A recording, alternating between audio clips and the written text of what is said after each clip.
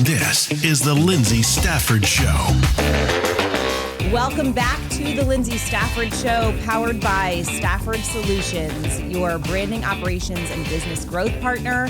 And I am here today with my friend Rashid, owner of Mexicali Grill, the best Mexican restaurant in Williamson County. Fight me and tell me I'm wrong, because if you've not had their chicken or their tacos, okay, their food is amazing, but the atmosphere, the customer experience in there is incredible. And so Rashid's got a great story today. Restaurant business is not an easy business to see success in, and you've done it a few times. So I'm excited to share your journey here today. Rashid, thank you for being here today. Thank you so much for having me here today. I'm so happy to have you. We'll just jump right in. Share your story and tell us what led ultimately to owning Mexicali Grill. And we've been working together for about a year and a half, I think. Yes. And so we've dined there many times. We send people there all the time. We love Thank it. you so much for that. And we love that it is about the customer and it's about the quality of the food and the drinks. The margarita. What's the one that I like? It's the one after your wife. It's the Martha Margarita. Yes, that one is the best. The Martha Margarita is amazing. And their grilled chicken is so good. Okay, tell us your story. So on that Martha Margarita, it's one of the ones that I worked on, that kind of made me go for that Mexican industry, Mexican food industry, by pairing it to that specific margarita way back when I was bartending in college. Oh, seriously? Yes. Okay. And so I kept perfecting that margarita, and I actually, went to Mexico, learned the foods. I was looking for that pairing, the seasoning with it. So going back to the food, it's so amazing. It's because it's made with real ingredients, fresh every day. Mm-hmm. We work with a farm that don't inject chickens. They're small chickens. They're fresh, and it absorbs the seasoning perfectly, and it's made to go with that good margarita. That's the difference too. I mean, it is a drastic difference when you go in and you eat your food. And I know I keep saying this, and like our listeners are probably, gosh, it's like, really, is it going to be that? Try it. Go try it, because the food is incredible. What made you so obsessed with quality? Yeah, and as through the years, when I started with a failing chain of Mexican restaurants who I teamed up with to start, my journey with it. And I've noticed that a big mistake is to come short in the quality and by trying to survive a business. So I changed that dynamic, and I went, no, we want to go completely with the high quality and do more marketing and until people get to know that, that quality is so good, and that will support the business and to continue to grow. Yeah. And you went the opposite of what most people do, because they'll cut back the quality to protect profits. By what I basically what I've noticed is like people is like, well, I need to buy it cheaper. I need to make deals with this lesser of a quality product and try to present it in a more fashionable way, I guess. But that never worked. So we stick to high quality above all, and great service. Yep. And that is the case. And I will also say, I've only been in the restaurant maybe twice when you're not there. And once I was picking up a to-go lunch, like when you first opened, I was taking it to a client. And I think once I was in for a lunch and you weren't there, but most of the time you're there. And that's part of the reason you're seeing the success with the experience. Yes. Big part of that is being engaged 100% until it's like a baby, you want to be there. And when it takes off and it's able to carry on, it's when you are able to step somewhat away. And I've liked basically with working failing chains and trying to reconstruct, I've learned that you don't want to do too much of a big chain, because the quality does get impacted no matter how much you want to control it. You know what I mean? You either have to freeze up stuff to keep the consistency going. And for me, the consistency is so important. and you have to be able to manage it. So therefore, you don't want to go too big and to have too many locations where that can be impacted. Yeah, I love the strategy there.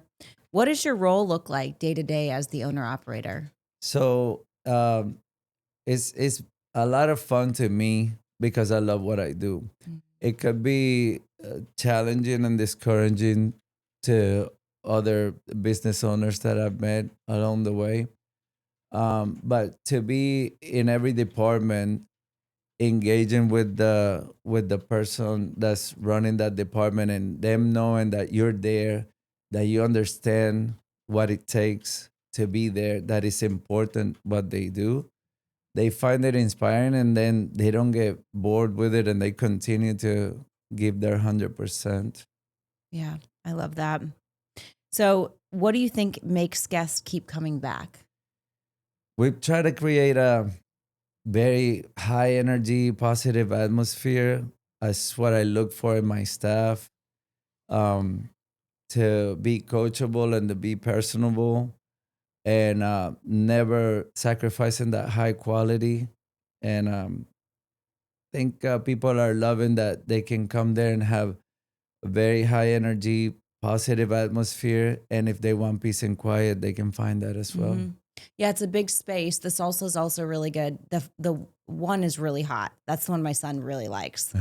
And I'm always like, can we get the not as hot one? But they're excellent.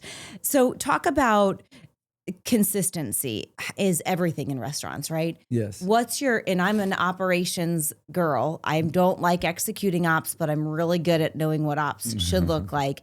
Talk about what your strategy is to make sure that consistency happens. With the consistency, it starts with a solid foundation. It from the very ground. So with my kitchen staff, being there at first and completely 100% involved in teaching the right seasoning, the right way of grilling, the right way of frying, the importance of the cleanliness, the importance of, changing all these key ingredients, replacing them and keeping them fresh on the shelf. And them understanding that how important it is, just as important to me, it becomes as important to them. I think that will be so sorry. No, it's fine. It's the key to keeping that consistency with the food quality, and then being in the front, engaging with everybody. The staff in the front also mimics what you're doing, how explosive we are with greetings, with positive energy, and they continue to flow in that fashion. So that helps us keep that consistency there. Yeah, I think that a lot of restaurant owners could learn from the way that you operate, which is you're very involved and hands-on in front of house and back of house because it's still newer to you. It's been 2 years, right? It's been 2 years, and it's been great to me. It's a lot of work and it's a lot of sacrifice with the family and the personal level. So it's important that we're all in the same team, that we're all in the same path, and it helps that become easier and shortens up the time that you have to be there 100%. Right. A lot of the other business owners, I find that find it discouraging that they have to fill in a gap or have to wear one of the hats. A lot of the customers know that as a business owner and operator, you have to wear many hats. What they don't know is, like, as you're doing it, if it's not a fun thing and if it's not a productive thing, it could be damaging to your business. Yeah, it's true. And I think as a business owner, you have to be able to step into the other roles, right? Had a conversation with one of my team members this week saying, you're doing all of this now. We're building you a team that will be able to take those things over. But as we scale, you have to know how to do each role. And that's the same for you as the business owner. You have to understand it all because how can you inspect what you expect if you don't know how it's being done, right? That is so, so true. And basically, when you're doing that, also, they see that you are doing it with them. You're filling in with that department. They see how important it is what they do. and how you represent that 100%. Therefore, they'll continue to do that in their best way possible. Yeah, I remember being a multi-unit leader, or even back when I was a store manager, but even as a multi-unit leader, responsible for multiple locations, I would still go help customers in the fitting room, and I would still run the fitting rooms and put go backs away and run product out and, be on the cash wrap. I was really not real great, not real fast because the technology kept changing. And it was like hard for me to keep up because I didn't do it enough. But being a part of that, those were always my biggest learning days when I would be immersed in what is my team doing on a day-to-day basis. Very good. And it's so important to do that. And that's really such a key to the success. So looking ahead, and we think about this new year, what excites you most about the future of Mexicali Grill and what's next for this year? Also, one of the themes we're doing on this today with these podcasts is, do you have a word of the year or something that you're like, people are like, this is my word this year, or a theme for you? That's a toughie. I'm very excited about what's happening with Mexicali Grill. I've seen it grow.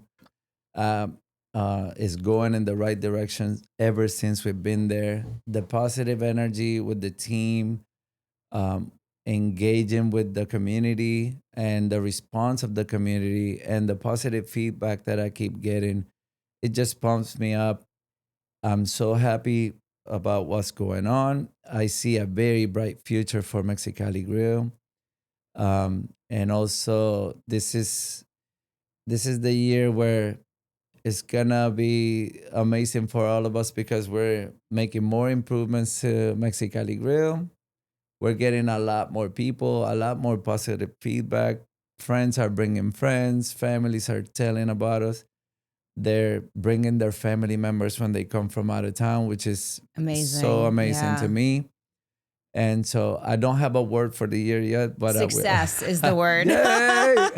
Well, I think we just started a project together, expanding on what we've been doing for the last year and a half, but doing a new website makeover with some really intentional calls to action, marketing, and some freebies too. So you have to check out their website after you hear this episode, and just elevating the brand, right? Which is perfect for where you guys are at. And I'm so excited to watch that journey and be a part of it and drink a lot of margaritas on the way. Thank you so much. I only have 2 at the most when I come, but they're excellent. You could drink a lot more. Oh, now that you say that, I've been making these margaritas for over 25 years and I drink 2.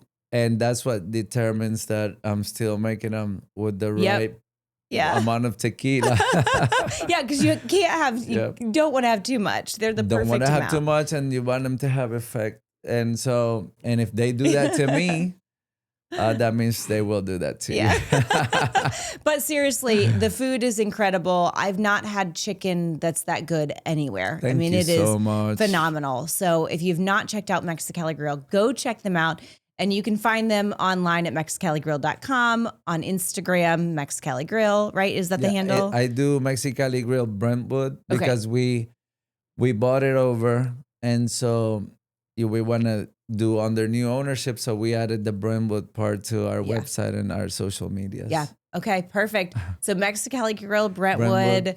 Go check them out. Rashid, thank you for being here today. Thank you so much for having me. Such a pleasure. Almost as good as eating at your restaurant. Thank you so much. Thank you for being here. Thank you for tuning in to the Lyndsay Stafford Show, powered by Stafford Solutions, your partner in business growth, branding, and operations. And if you enjoyed this episode, please like, share, comment, rate, review, and subscribe.